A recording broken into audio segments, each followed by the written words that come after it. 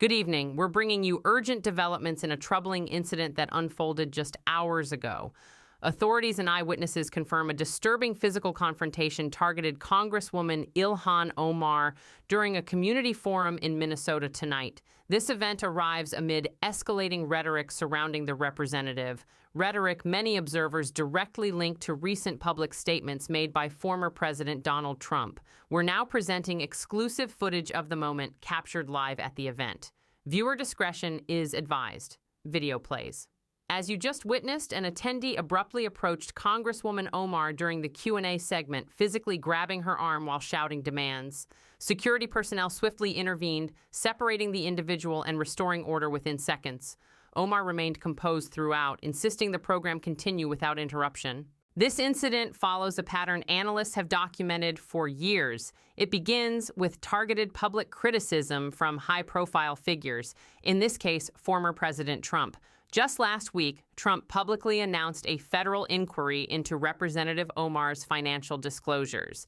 His remarks, delivered during a rally addressing immigration enforcement protests, claimed Omar's net worth had surged to approximately $44 million, a figure her office vehemently disputes.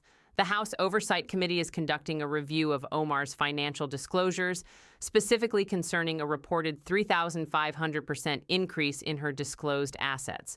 However, Omar's camp provided documentation to media outlets showing her husband's business, Rose Lake Capital LLC, valued between $5 to $25 million in 2024, a sharp contrast to its 2023 valuation range of $1,000. Congresswoman Omar has consistently addressed these allegations.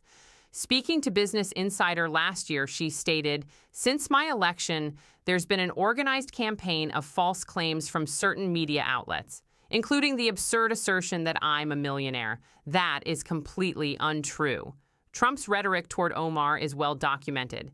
He has publicly referred to her as garbage and echoed the offensive slogan telling Somali Americans to go back to where they came from. This inflammatory language, experts note, fuels a dangerous cycle. Once a public figure is singled out by a prominent leader, right-wing media outlets amplify the accusations. Within days, fringe actors often feel emboldened to act. We obtained audio from tonight's forum illustrating this dynamic. Listen closely. Congresswoman, Republicans keep saying you committed immigration fraud. Does a formal investigation worry you? Worried? Does my expression suggest concern? What about the Minnesota fraud hearing? You didn't attend. Why would I? Residents from my district were present. Allegations suggest your complicity. Complicit how? Please clarify. With $9 billion in alleged fraud statewide, $9 billion? That claim lacks any credible basis. The exchange underscores how baseless accusations dominate these confrontations. Tonight's physical attack is the logical endpoint of that cycle.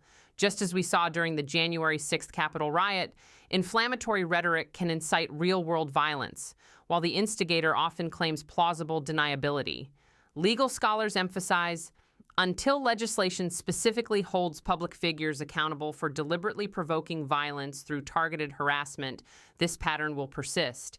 Many are now calling for immediate congressional action to close that loophole. Equally critical, progressive advocates stress Democratic leadership must abandon cautious tactics.